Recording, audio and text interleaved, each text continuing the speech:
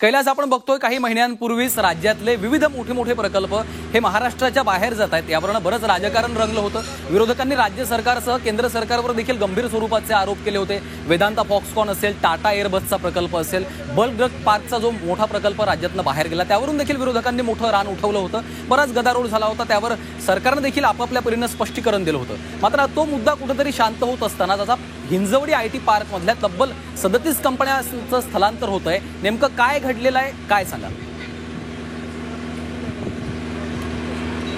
गेले बरेच दिवस झालं हिंजवडीची जी मुख्य समस्या आहे ती हिंजवडीकडे जाणाऱ्या मार्गाची।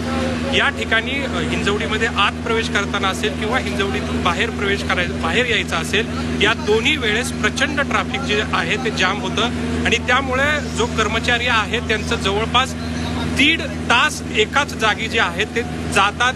प्रचंड मनस्ताप आयटी कर्मचाऱ्यांना होतो। बाहेरचे जे परदेशी भेटायला जे लोक येतात तेही या ट्रॅफिकमुळे त्रस्त झालेले आहेत। एकूणच ही समस्या जी आहे ती गेल्या 10-12 वर्षापासून आहे।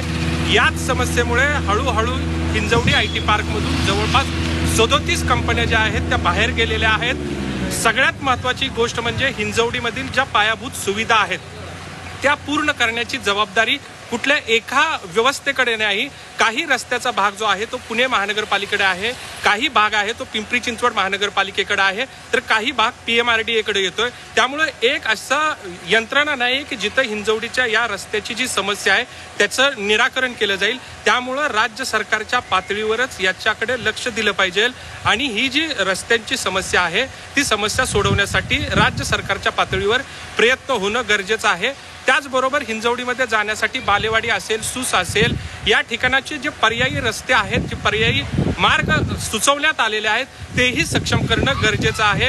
अन्यथा आता गेल्या काही वर्षांमध्ये 37 कंपन्या निश्चितच त्यामुळे कैलास खरं तर इतक्या मोठ्या प्रमाणामध्ये कंपन्यांचं स्थलांतर होणं हे खरंच महाराष्ट्राला परवडणारं नाहीये। यावर स्थानिक प्रशासन असेल किंवा सरकार आता काय पावलं उचलतं हे पाहणं महत्त्वाचं आहे। तुर्तास धन्यवाद तुम्ही दिलेल्या या सविस्तर माहितीसाठी।